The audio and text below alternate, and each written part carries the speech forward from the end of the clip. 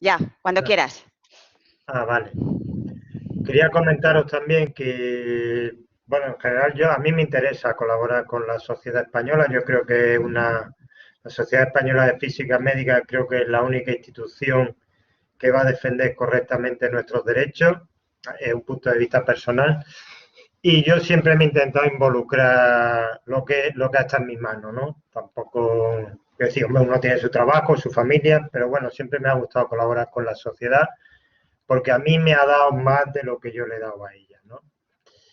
Y dentro de esta colaboración, actualmente soy representante en la EFON, que es la Federación Europea de Física Médica, y anteriormente fui en la ESTRO, que sería la Sociedad Europea para la radioterapia en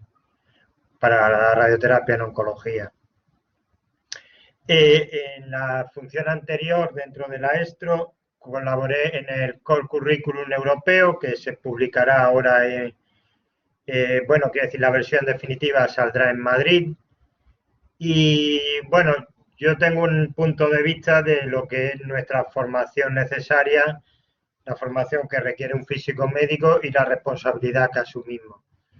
Y que esa responsabilidad, pues lógicamente, tiene una justificación después en sueldo. Desde ese punto de vista, yo creo que es conveniente que la formación del radiofísico se comience después de un máster en física o en física médica y que dure al menos 4 años. En principio, en el core curriculum que se propondrá en Madrid para toda Europa, solo para radioterapia, excluyendo medicina nuclear y radiodiagnóstico, se sigue más o menos ese modelo. Se exige a la entrada el máster para empezar a formarse como físico médico y después serían 3 años y medio de formación solo en radioterapia. Y en esos 3 años, bueno, 3 años y medio no se dice, se habla de crédito y el equivalente de esos créditos a años serían 3 años y medio. Y se incorpora un proyecto de investigación a lo largo de esos 3 años y medio, que sería el equivalente a los últimos 6 meses. Bueno, y adicionalmente a esto se propone también la existencia de un programa de formación continuada y la reacreditación de los profesionales. No basta con tener un título, sino como hacen los americanos en la APM, en principio habría que reacreditarse periódicamente ante un sistema externo. Bueno, no sé si esto suscita alguna duda, algún comentario, y si no, como tenéis mi correo, pues si queréis escribirme o preguntarme cualquier cosilla, o si queréis rotar por algún país no sabéis cómo, o si al terminar vuestra residencia queréis iros a trabajar a otro país, pues algo puedo deciros, sí.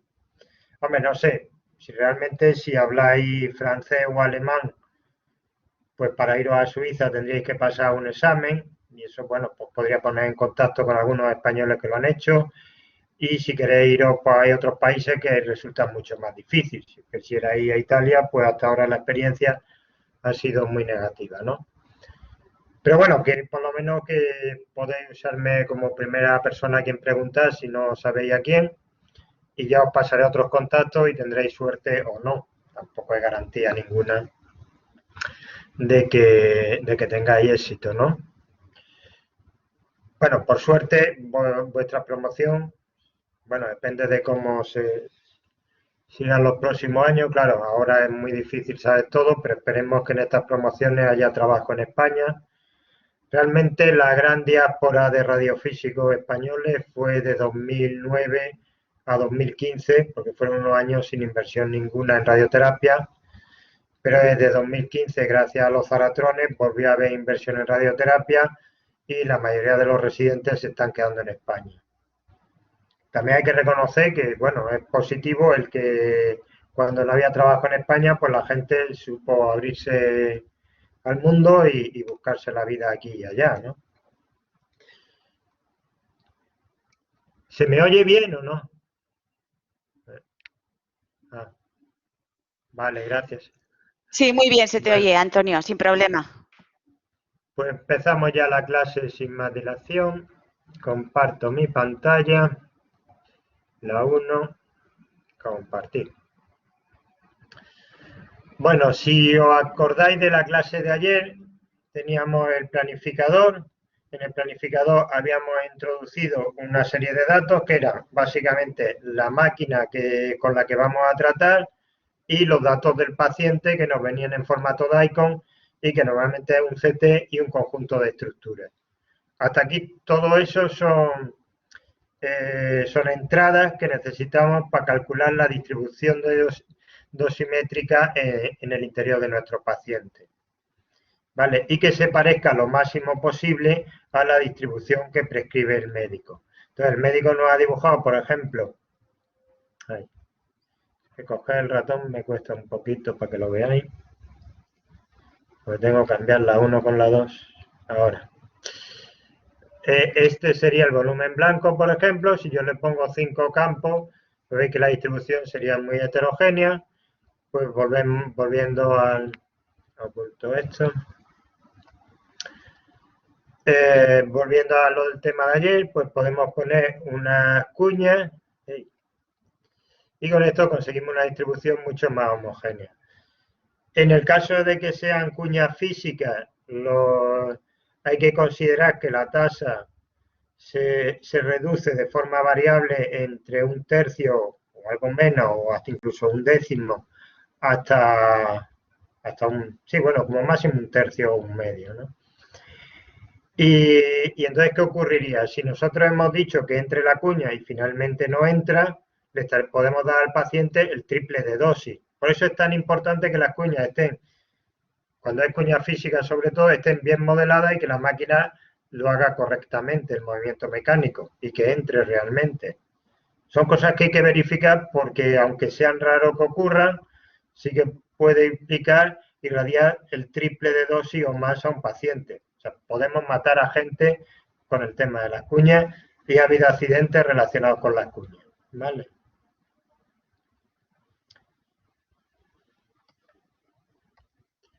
Luego, otra herramientita, por ejemplo, era lo de utilizar segmentos, como decía Naya ayer.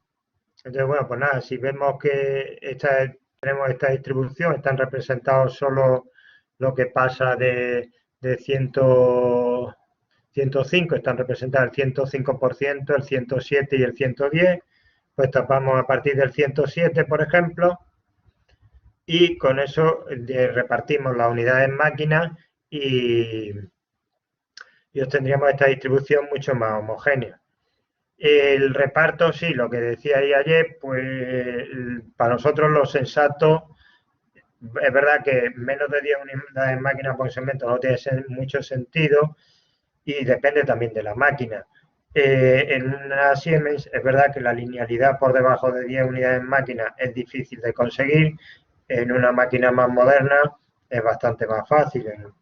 Utilizando un TrueBeam de Variant, pues claro, desde una unidad máquina es lineal.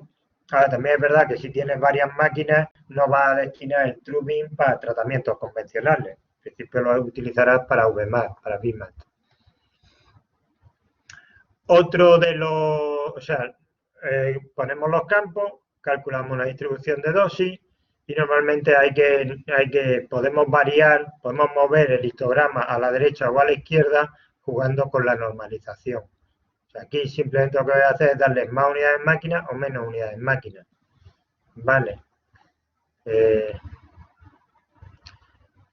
El histograma, sabéis todo lo que es, ¿no? El histograma de dosis. ¿Lo entendéis? Sí, ¿no? Vale. Bueno, entonces no me entretengo en explicarlo. Y mejor. Bueno, entonces lo que haríamos sería desplazar las dosis a la derecha, aumentarla o reducirla. Si buscamos una norma. Y digamos, bueno, yo creo que si usamos MRT, pues, podría ser una buena opción normalizarlo al que el 95% de la dosis cubra el 98% del volumen. Y bueno, pues depende ya también de cada sitio, se puede utilizar un criterio u otro, pero bueno, ese sería el más estándar. A ver si recupera. Ya lo tengo aquí.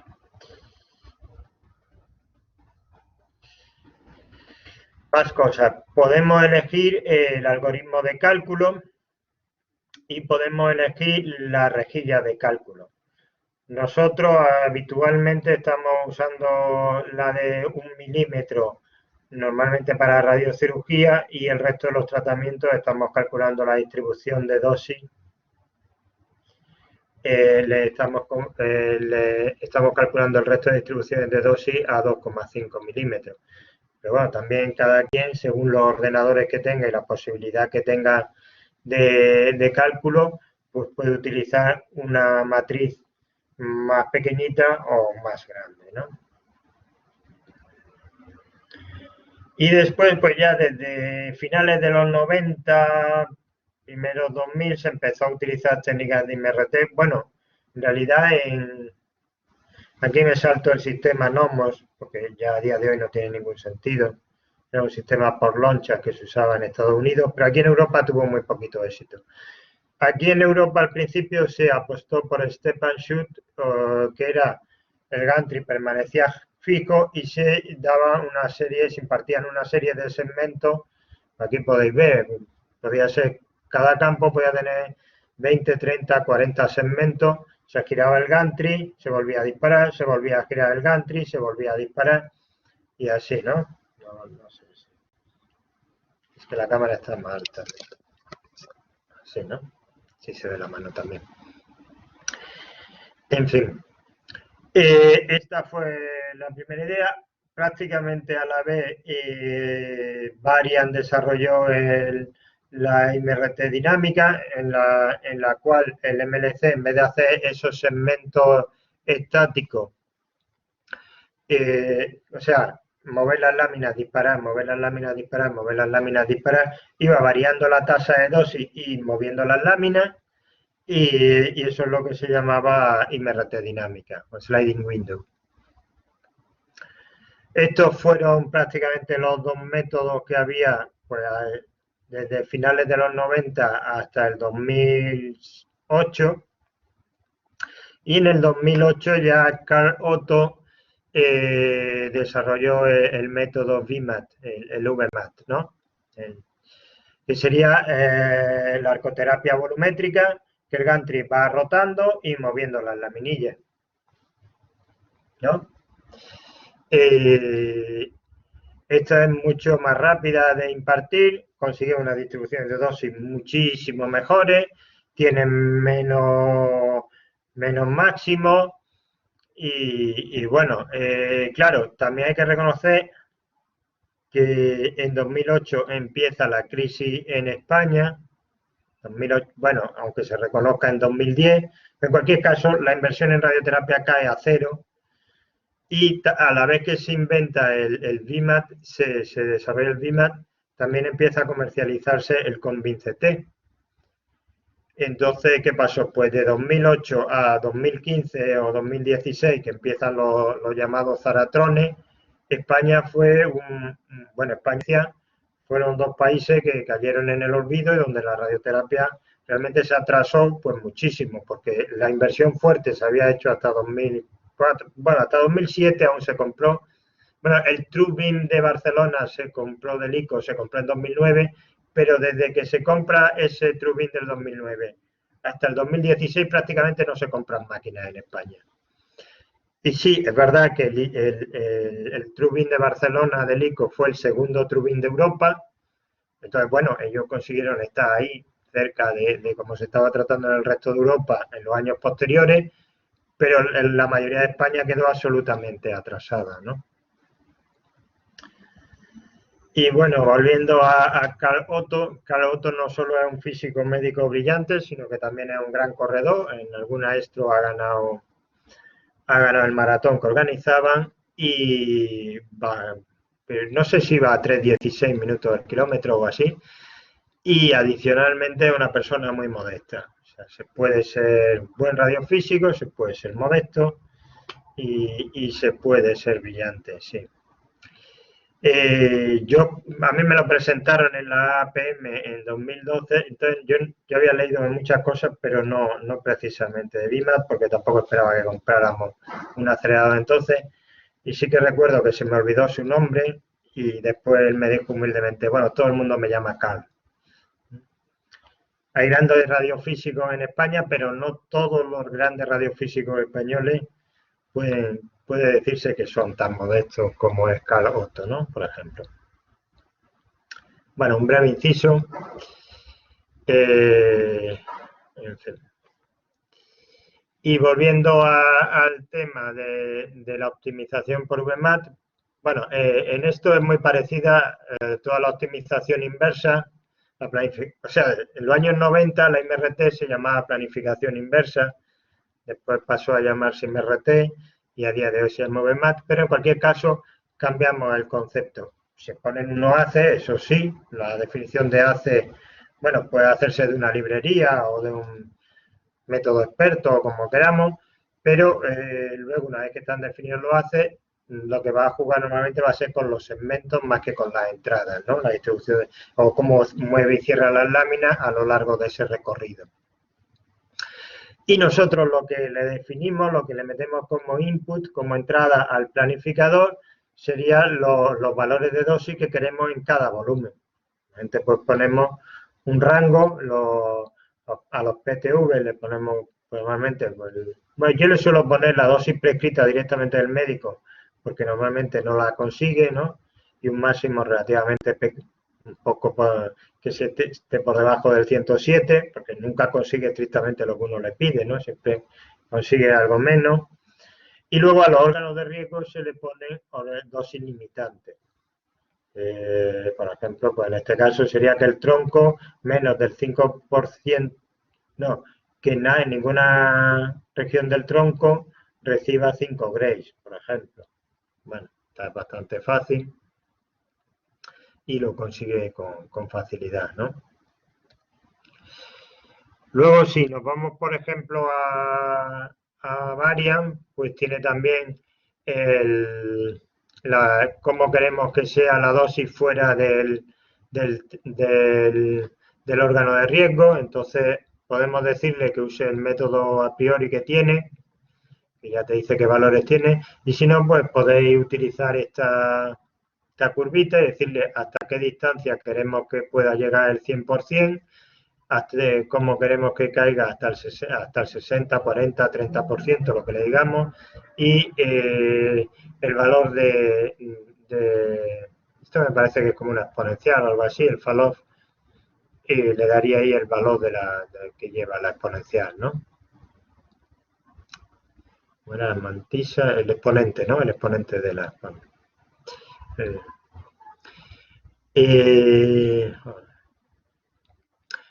y luego también también podéis limitar el número de unidades en máquina totales. Cuantas menor sea el número de unidades en máquina totales, pues normalmente la conformación va a ser, el movimiento de láminas va a ser más suave, va a hacer campos más abiertos, digamos, va a cerrar menos las láminas. Si le ponemos una unidad en monitor más alta, pues lo que va a hacer es campos más pequeñitos y quiero decir, si le permitimos unidades de monitor más altas, va a tender a hacer campos más pequeños, ¿vale? Entonces, si estamos muy seguros de nuestra máquina y nos da igual el tiempo, que tampoco nunca va a ser tanto, pues podemos dejarlo con bastante libertad. 2000 estaría bien para dar 2 grays. Claro que son 10 veces más unidades en máquina que si lo tratásemos con un campo abierto, sin más. Pero bueno, claro, es que hay zonas que están tratadas a veces y zonas que no. La resolución tiene...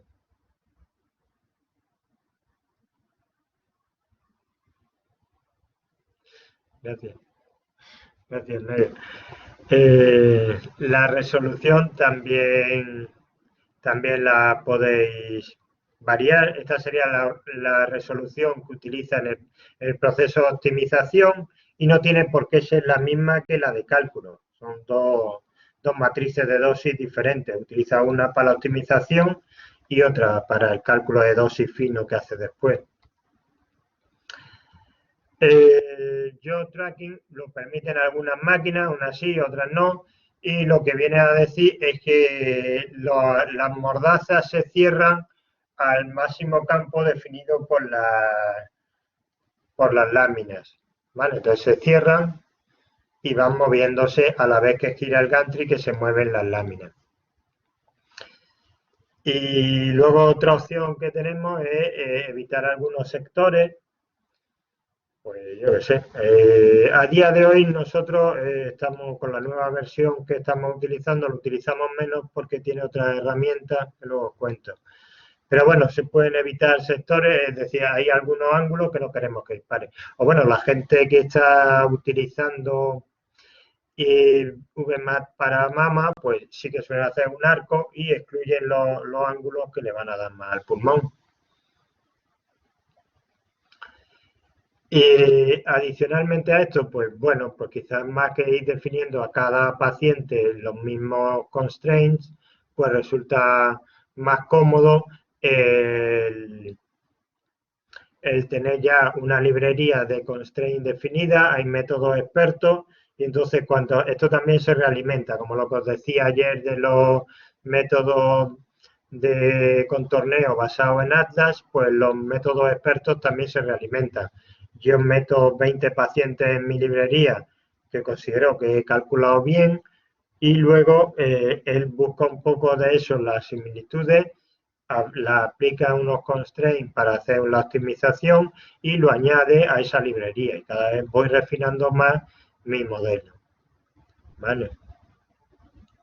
Entonces sería un ejemplo de ir sumando pacientes de próstata. Entonces esto sería como nos mostraría los histogramas de esa librería de pacientes y como, pues yo qué sé, por ejemplo, la vejiga, cómo nos va quedando, ¿no? Y él busca pues la optimización que daría unos valores que suele ser óptima en la mayoría de los casos. Y a partir de ahí empieza. Entonces con eso puedes empezar una planificación ya muy optimizada en muy poquito tiempo. Vale, en principio, pues para cada tratamiento se tendría que hacer un modelo experto de esto, un método experto. O sea, podemos tener un modelo para cada localización. Bueno, en realidad sería para cada localización y cada dosis prescrita médico. Si los médicos siempre prescriben la misma dosis a casi todos sus pacientes, pues es muy fácil. Si varían mucho las dosis y a unos le dan 66 y a otros 72 y a otros 65, pues empieza a ser más, aunque aún así lo renormaliza. Sí. Luego también depende de si tratan solo, o sea, en principio, por ejemplo, para próstata, pues sería solo próstata, próstata con vesículas y próstata con vesículas y con ganglios.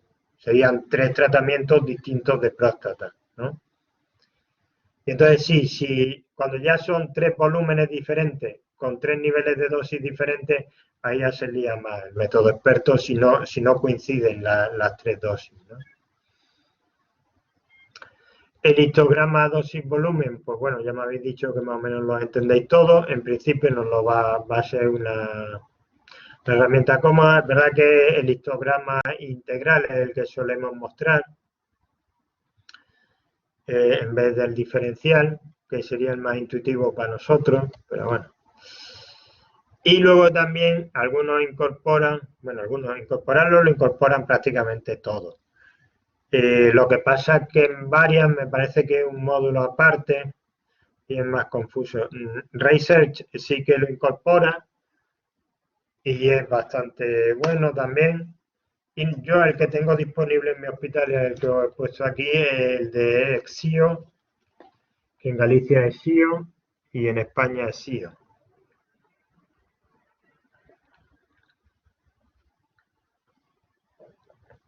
Y bueno, parte del modelo NTP más tradicional, le podéis introducir el TD50, el N y el M, que son 2 parámetros de la sigmoide. Y por ejemplo, pues si nos fijamos en el colon, pues podemos darle estos parámetros al planificador y nos calcularía una probabilidad de obstrucción de una fístula en el colon, ¿no? Entonces, pues bueno, esto es un paciente de una próstata, en este caso la probabilidad era un 0,19%. Hombre, normalmente no va a ser muy alta. Nosotros sí lo hemos utilizado como herramienta a veces. Si no tienes cuidado, a veces en un tratamiento de estómago le puedes dar una dosis considerable a un hígado y tendría una... En el caso del hígado, la complicación más frecuente, bueno, podría ser el fallo del hígado o puede ser una hepatitis como consecuencia de la radiación. Puede tener sus repercusiones, ¿no? Entonces cambiamos la forma de incidir de algún ángulo, cuando en los estómagos si lo hacíamos por 3D, hacíamos algunos con giro de mesa y con una entrada oblicua, con giro de mesa. Y vale, normalmente en España, como tampoco hay muchas máquinas de protones, hay dos, pero a día de hoy, solo con los tratamientos de niños que están claramente justificados, están llenas, pues ya no hay más, ¿no? En otros países se está utilizando un paciente, antes de ir a otros países, me refiero a Holanda. Antes de entrar, de que te deriven a una máquina de protones, es necesario que tengas hecho un cálculo también a la vez. O sea, en la mayoría de los hospitales de Holanda disponen de los dos planificadores, al menos para protones, y calculan el NTCP de los órganos. Entonces, si no hay una mejora sustantiva en el NTCP de los órganos de riesgo, no te derivan a protones. O sea, la decisión de si el Estado se gasta 6.000 euros en tratar a un paciente de cabeza y cuello o 60.000 euros depende del cálculo de radiobiológico.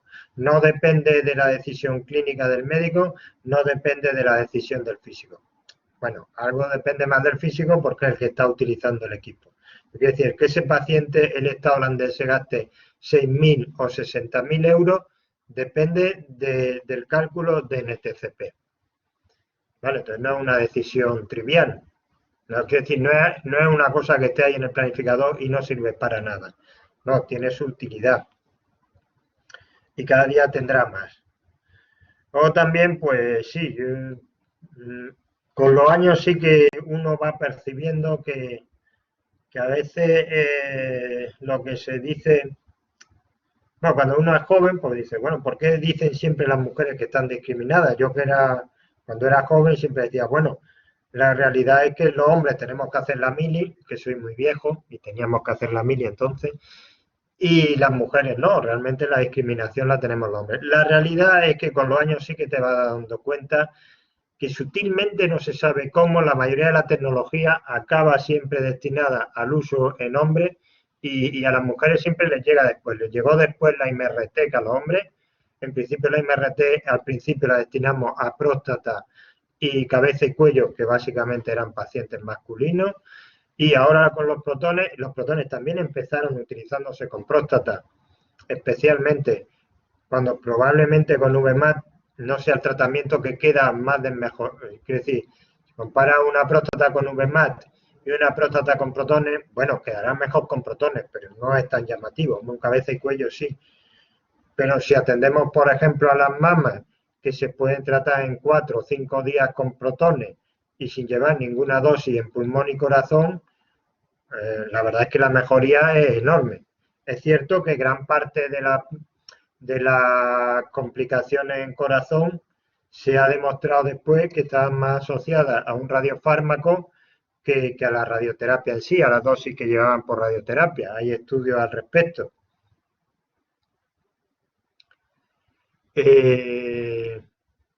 Pero eso no quiere decir que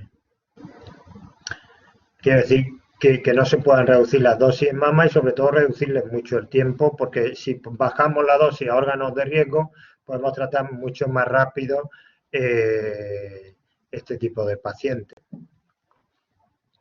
¿De acuerdo? Bueno, por lo que os decía, que el cálculo de NTCP en España a día de hoy se utiliza poco, o no sé si alguno de vosotros lo utiliza. Aquí os invito a que escriban en el chat algunos si lo utiliza. Es que es verdad que un poco lo de hablar uno solo es extraño, para los que no tenemos hábitos.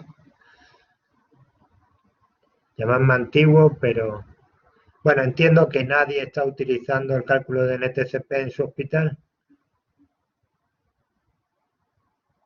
¿No?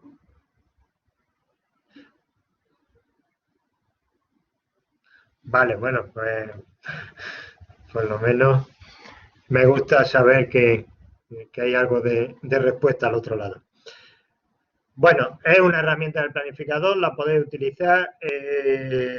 Si lo compráis en Variant tenéis que poner en la cruz a la hora de comprarlo. Se supone que un radiofísico tiene que participar siempre en la compra del equipamiento de radioterapia y de radiodiagnóstico y de medicina nuclear.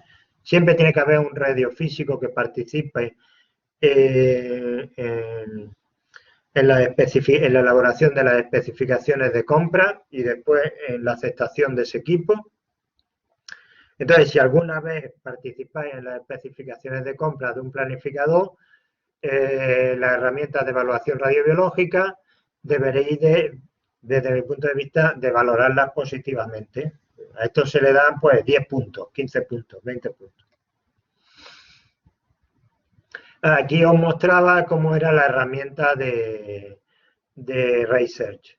La herramienta de Research, claro, no sé, es difícil comparar, pero bueno, si Varian sería como Apple, Research sería como Google, ¿no? A mí realmente Research es otra empresa que me gusta todo lo que hace, especialmente las fiestas de la Extra, que era siempre la mejor fiesta. Realmente fue un cambio,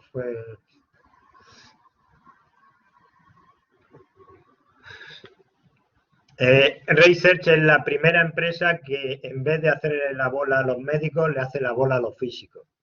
Entonces, claro, ¿qué le vamos a criticar? Es una empresa muy buena. Y no solo eso, o sea, es gente brillante, es gente que le gustan los números, es gente que le gustan las matemáticas.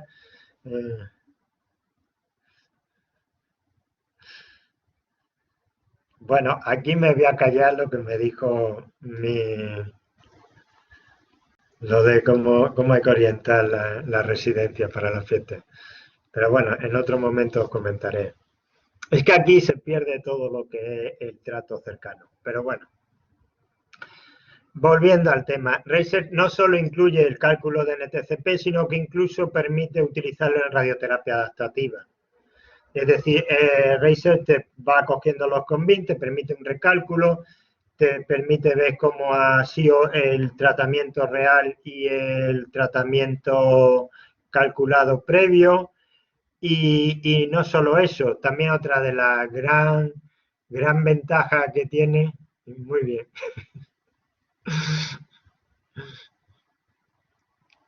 Bueno, otra de las gran ventajas que tiene es que te lo permite calcular en varias máquinas a la vez. Imaginaos que vosotros no estáis, bueno, estáis en el Negrín, por ejemplo, ¿no? Y viene el consejero, el consejero de Sanidad y os promete unos protones. Y entonces tenéis los protones, la tomoterapia, la CyberKnife y un TrueBeam. Son vuestras máquinas. Pues Research os permite el cálculo en esas 4 máquinas, calcular el NTCP en todas ellas, decir a qué máquina, hacer una sugerencia de en qué máquina ese paciente se trataría mejor. Y después, además, si por casualidad un día se estropea una máquina, tenéis el plan de respaldo en la segunda máquina donde mejor puede ir y además os gestiona esa lista de espera para que todo sea optimizado y se puedan tratar los pacientes por los caminos y vericuetos correctos. ¿Vale? O sea, realmente, bueno, si dijéramos el top de gama, pues sí, o bien un hospital que tenga todo Variant, todo TrueBeam y y todo el sistema Varian, eso funciona muy bien. Y la alternativa es tener una variedad de equipos con Research. A mí las dos, incluyendo Protones, claro. Las dos versiones de los hechos me parecen dos versiones ideales de cómo está la cosa, ¿no? Luego hay soluciones pues más de andar por casa, más pobretonas, y ya depende pues del dinero que esté. Bueno, la mayoría del dinero en España en radioterapia es dinero público y dependemos de lo que los políticos decidan. Hola, Alejandro. A ver. ¿Y qué más? Bueno, pues ya tenemos calculado nuestros pacientes, nos hemos quedado convencidos. Bueno, volviendo al tema, sí, lo del registro del tratamiento también es importante y que permita la radioterapia adaptativa. Realmente el que está más orientado a la radioterapia adaptativa es Research, de los planificadores comerciales actuales, desde mi punto de vista. Vamos. Tampoco he trabajado con él. Víctor sí que ha trabajado más con él, como le podíais preguntar. Víctor González, de Valencia. Bueno, Valencia, Albacete. Más utilidades del planificador. Pues nosotros hemos calculado nuestro tratamiento y ahora queremos ver que lo dispara bien. Pues podemos utilizar, exportar en DAI con nuestra distribución de dosis y nuestro plan, tratarlo y dispararlo sobre otro equipo de medidas, pues tipo ARCheck, MapCheck, Octavius, bueno, lo que tengáis cada uno de vosotros, o en el caso de Varian, a mí me suena que Lecta aún no lo ha desarrollado, tenéis la opción de disparar al flat panel, donde tendríais las imágenes del paciente, las imágenes portales del paciente, si las hicierais con megavoltaje. Hombre, que a día de hoy normalmente en una máquina de este tipo lo normal es hacer un combin de rayos X, que tiene mucho más contraste y es mucho mejor para el posicionado. Entonces realmente el flat panel de megavoltaje lo que se está utilizando es para dosimetría y para verificaciones diarias. Bueno, pues entonces disparamos. Aquí lo que nos mostraría es, lo que nos muestra en estas imágenes de aquí, es la suma de dosis en el flat panel mientras gira. Y luego nos da una comparativa que podemos aplicarle el criterio gamma. Ah, sí, el Ectar sí lo hace. Ah, pues muchas gracias. No era consciente de ello.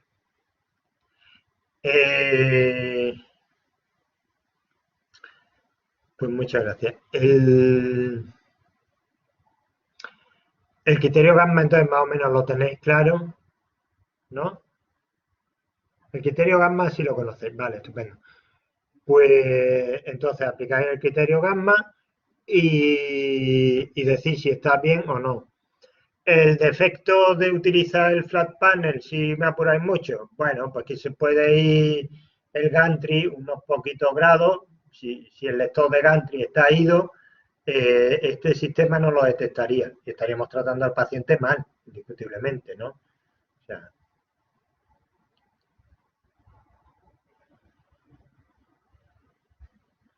¿no?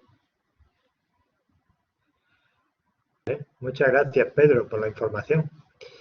Pues volviendo al tema, el único error de este sistema, bueno, el principal error, que si el gantry está ido 5 grados, o 6 grados, o 3 grados, o 2, o 1, no lo detecta. Para eso sería mejor usar otro sistema tipo ARCheck, o vamos, que no giren con el gantry, ¿no? Que sean sistemas estáticos.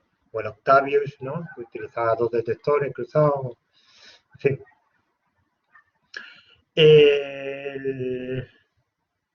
Básicamente eso. A cambio, la ventaja del flat panel es que tiene una resolución espacial mucho mejor que el resto de detectores que utilicemos comerciales. O sea, realmente el tamaño de píxel pues es muy pequeñito, ¿vale? No sé si serán 2 milímetros, 1 milímetro. Es bastante pequeño. Entonces, los detectores comerciales pues vais a tener siempre 5 milímetros de distancia entre un detector y otro. Entonces, si estamos hablando de radiocirugía o de campos muy pequeños, pues tendríais que utilizar y queréis usar un sistema externo que no sea el flash panel, tenéis que utilizar otros que tengan más densidad de detectores, que también existen. Hay detectores específicos para radiocirugía más pequeños. Ahora ya también entran en la confusión, ¿no? Bueno, aquí era un poco el resumen del criterio gamma. El criterio gamma así más pequeñito que hay, pues suele ser el 3%, 2 milímetros, y que el 95% de los puntos lo cumplan. Y bueno, puede ser que en vuestro hospital sigáis uno u otro, pero este suele ser el criterio mínimo que está más o menos recomendado. Y después, pues ya hemos conseguido, tenemos un paciente bien tratado, o sea, tenemos un paciente que podemos tratar bien, eso es, lo hemos calculado, el médico lo pintó, el físico, el técnico lo calcularon, después vieron en máquina que podía tratarse eso y que se trataba cumpliendo el criterio gamma, y después pues empezamos a tratarlo. Entonces hace falta un sistema de registro y nos va a registrar. Todo esto a día de hoy suele estar integrado en una única base de datos. Yo lo he llamado también dentro del planificador porque no sé bien dónde lo iba allí, dónde meterlo, y creo que no se ve en otro lado, ¿no? Pero bueno, también tiene que haber un sistema de registro y la verificación del posicionamiento. Aquí os he puesto una verificación del posicionamiento porque es con radiocirugía, que en este caso sería, en vez de con imágenes portales tradicionales o con un combin tradicional, se hace con dos AC ortogonales que están en el suelo y que están cruzados, y entonces dan una proyección un poquito más extraña de la cabeza, ¿no? Un poquito más difícil de reconocer, pero a cambio permite corregir el posicionamiento del paciente cuando se gira la mesa. Este con el sistema SAC-TRACK de BrainLab. Vale, pues otro sistema de verificación del posicionamiento del paciente. En el caso del cráneo y la radiocirugía es bastante práctico, es un sistema muy rápido porque tarda mucho menos que el combin. No es que el combin tarde mucho, pero tarda mucho menos y el posicionamiento es bastante más fácil. Como pequeño truco en el posicionamiento del paciente, bueno, pues aunque el paciente lleve una máscara, está bastante inmovilizado, realmente el único movimiento grande que le quedaría del tumor respecto a la cabeza es el de la mandíbula, ¿vale? Entonces, la opción que tiene cuando reposicionáis al paciente con la imagen de rayo X es eliminar normalmente la proyección de la mandíbula inferior, que es la que se puede mover.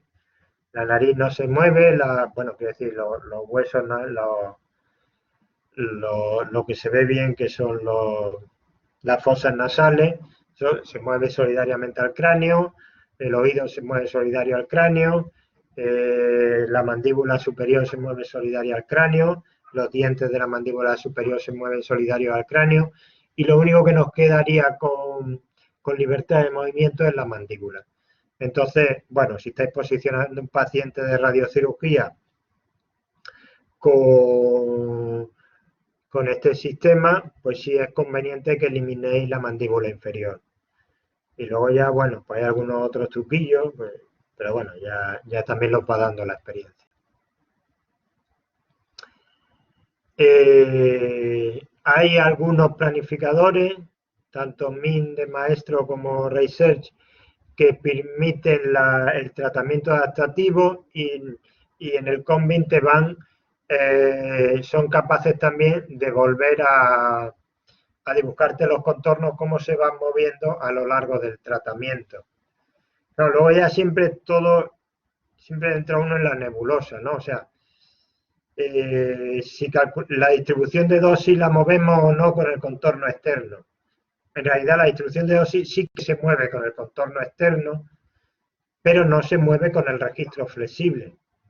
Entonces, en realidad, estrictamente habría que recalcular con el contorno, con lo que varía el contorno externo, y después ver cómo se va haciendo La verdad es que eso ya tan sofisticado no lo he llegado a ver en ningún planificador. Lo que suelen hacer es arrastrar el mismo registro flexible que hacen a la distribución de dosis o no. ¿vale? Cuando quieren meterse entre radioterapia adaptativa.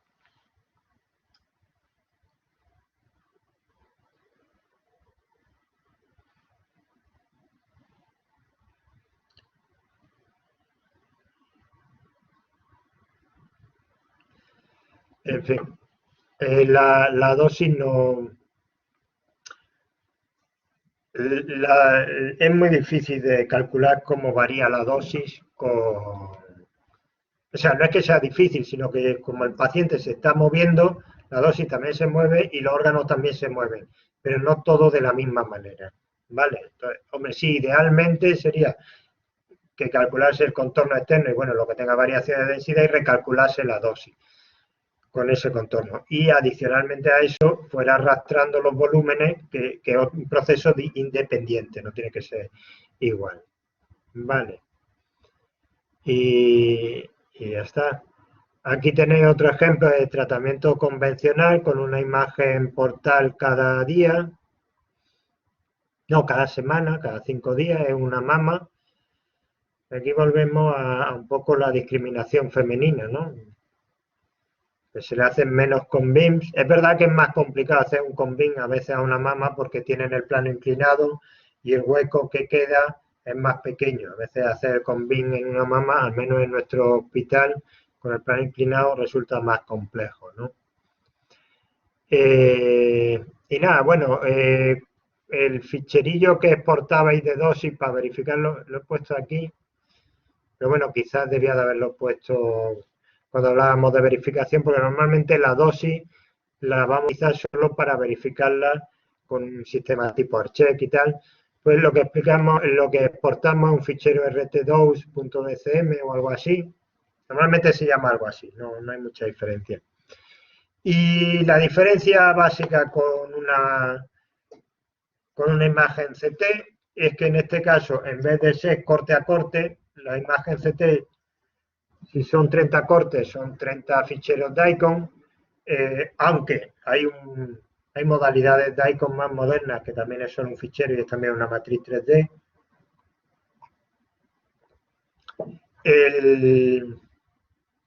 El fichero RT2 es un solo fichero de 3D. O sea, tiene la cabecera y luego todos los puntos de dosis en una matriz consecutiva. ¿Vale? Todas las posiciones, ahí te van. Es la única diferencia bueno, la única diferencia. Hay más diferencias en la cabecera, hay algunas diferencias, pero bueno, que no son tan llamativas, ¿no?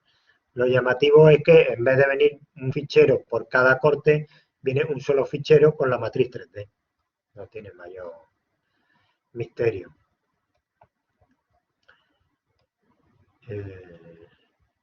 Bueno, además del fichero de dosis, también podemos exportar el fichero del plan, ¿no?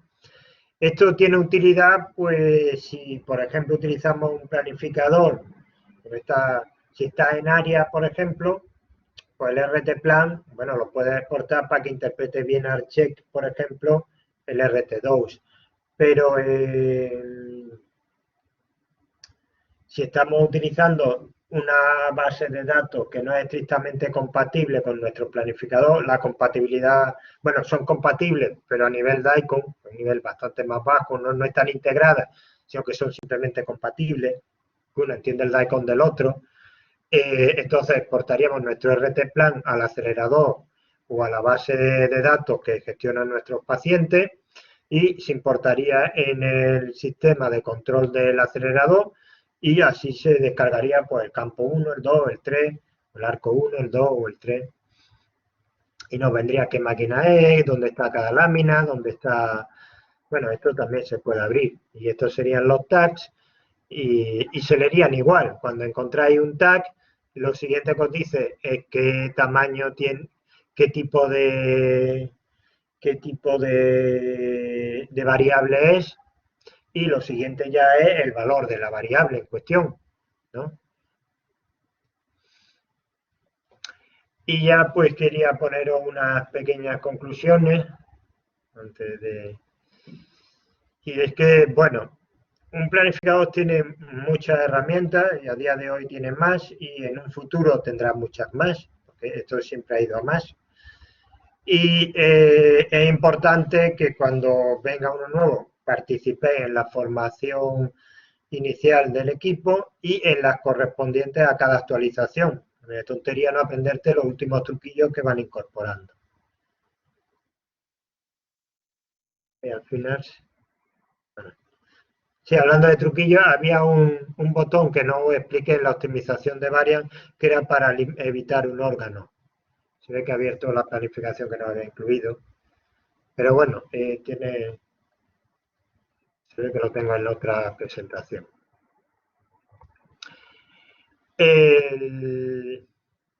La aceptación de un sistema de planificación es uno de los momentos que requiere más recursos, esfuerzo y concentración, y requiere una verificación exhaustiva, y esto afecta al sistema de planificación la primera vez que viene y a cada actualización. Si os leéis el protocolo de control de calidad de planificadores en español, pues ya también te dice eso. ¿Cuándo hay que hacer todo este montonazo de pruebas? Cada vez que cambiamos de planificador. No quiere decir que tengáis que iros a medir de nuevo, las medidas las tenéis hechas de la primera vez, pero sí que tenéis que recalcular todos esos campitos y ver que coinciden con las medidas que teníais hechas. No tenéis que iros a máquina a medir, pero sí que tenéis que comparar que el cálculo nuevo se parece a las medidas que tenéis hechas de cuando aceptasteis el planificador. ¿Vale? O al menos algún tipo de verificación, ¿no? Esto puede llevar a accidentes, volvemos a lo mismo, tener un planificador mal modelado es exactamente igual que tener la cámara del acelerador, la cámara monitora del acelerador mal calibrada. Son dos orígenes de problemas exactamente iguales.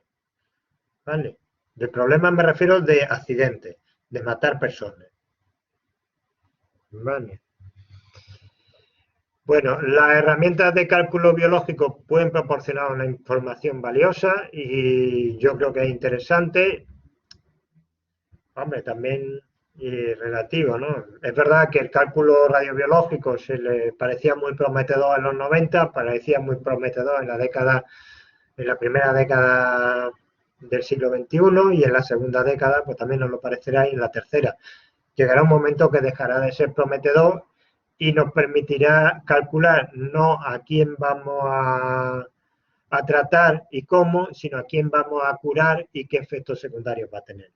En principio, la ventaja del cálculo biológico es que parece responder a las preguntas que sí que nos interesan. ¿A quién curamos y qué efectos secundarios le producimos? Claro, lo que pasa es que como la respuesta que nos da no es estricta al 100% y además nos está dando una respuesta estadística, tiene un 73% de probabilidad o un 25%, claro, parece un poco como la meteorología. Claro, si uno en cambio la dosis, uno sabe lo que es. O sea, yo sé que la dosis que estoy dando es que cuando pongo un 10×10 en la cuba a 10 centímetros, pues serán 0,67 Gray con 6 MV más o menos 1,5%. En cambio aquí no. Aquí me dice tiene un 37% de curarlo y claro, eso es más desagradable a día de hoy.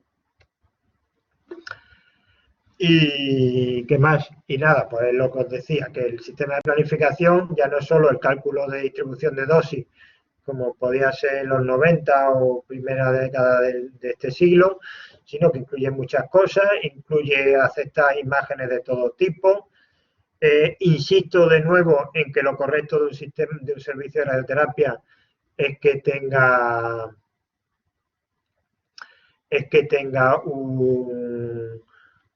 una resonancia integrada y un PET disponible y para algunos casos también se requieren los ultrasonidos. Bueno, básicamente la próstata en braquiterapia. Respecto a la resonancia, fijaos que solo el uso de la resonancia en braquiterapia se ha demostrado que alarga la supervivencia en pacientes con cánceres uterinos. O sea, hay estudios que dicen, sí, vives tantos años más si te tratan con resonancia, si calculan con resonancia, ¿qué se hace? Bueno, calculan y pintan sobre todo, ¿no? Se determina mucho mejor el volumen en el caso de un útero, y aquí volvemos a lo mismo, ¿no? A veces las mujeres parece que siempre les cuesta más llegar a tener acceso a la tecnología. Y no tiene sentido, ¿no? Y solo con un... en mi servicio, bueno, vaginales se tratan más, pero uterina habrá perfectamente 100 pacientes que se están tratando cada año, ¿no? Con braquiterapia. Solo eso ya, eso, y los 200 cabeza y cuello, pues prácticamente, y las 100 radiocirugías, pues nos daría un peso para decir, sí, necesitamos una resonancia específica, pero que una dedicada, ¿no? Y además nos permitiría evaluar el tratamiento durante el tratamiento y saber si le estamos dando o no, si estamos curando o no. En fin, sería...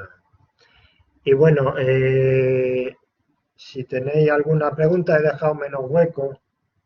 Y si no, pues luego Alejandro va a seguir con unos bonitos cálculos.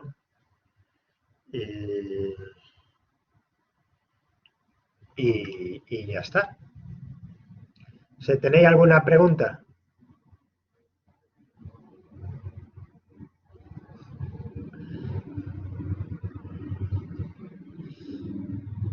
Bueno, sí, efectivamente. Si no tenéis todas las herramientas de los foros y demás, y por supuesto tenéis mi correo siempre que queráis en el futuro. Bueno, el correo también hay que reconocer que llegan muchos correos y no siempre se lee, ¿no? Entonces, bueno, si no os contesto, podéis insistir. Porque puede ser que se me pase, ¿eh? Tampoco quiere decir, si uno recibe ya 20 o 30 correos y 5 de ellos te traen trabajo, pues claro, a veces ya le tienen miedo a abrir el correo, ¿no? Es lo que me pasa muchas veces. Y ya está.